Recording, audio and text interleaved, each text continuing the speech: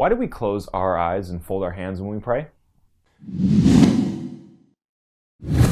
Hey, what is up, everybody? This is Chad. It's great to be here with you again. I want to ask you the question today that maybe you've asked yourself. Why on earth do we close our eyes and fold our hands when we pray?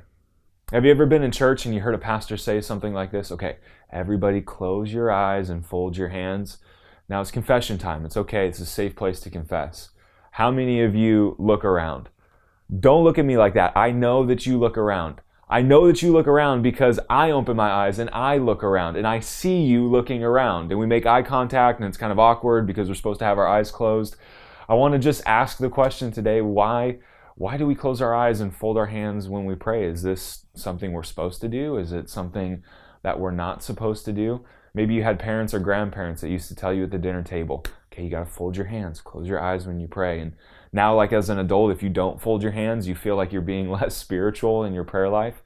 So what does the Bible have to say about closing our eyes and folding our hands when we pray? Believe it or not, there's really no passage in the Bible that says we have to fold our hands and close our eyes. What we see are a couple of different physical postures that the Bible describes as people pray. In 1 Kings chapter 8, you'll see people praying standing up. You'll see people praying with their hands lifted up. Jesus himself, actually, in Matthew 26, prays like laying down. He prays laying face down. There's a couple of different postures that people take in prayer, but never are we just specifically told you have to close your eyes and you have to fold your hands. So where exactly did that come from? Well, I'll tell you where. In the Gospels, Matthew chapter 6 more specifically, Jesus makes this statement. He says, when you pray, don't be like the hypocrites. They stand out on the corners, they stand out in the public areas, and they want people to see them praying.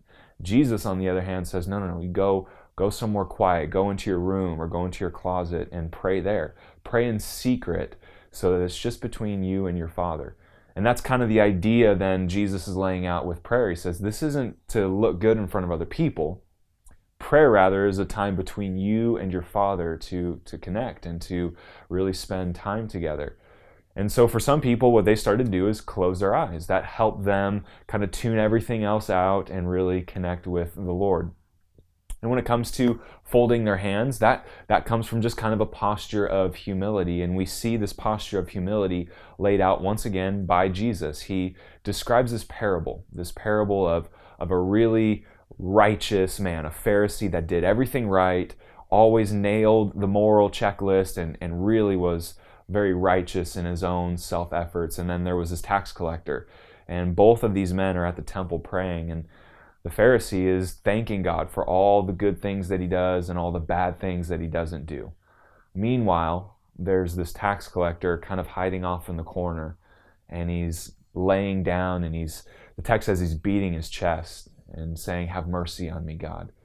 And Jesus says that tax collector who was humble before the Lord, that's the one that went home justified before God. And so people kind of adopted this posture then of folding their hands as kind of a symbol of humbling themselves. So let's answer this question really clearly. Do we have to close our eyes and fold our hands? It depends. It just depends. If that helps you approach God and spend quality time with Him, tuning everything else out, then yeah, absolutely. If folding your hands helps your heart humble itself before God, then absolutely do it. But is it necessary for prayer? Is it necessary for God to hear your prayers?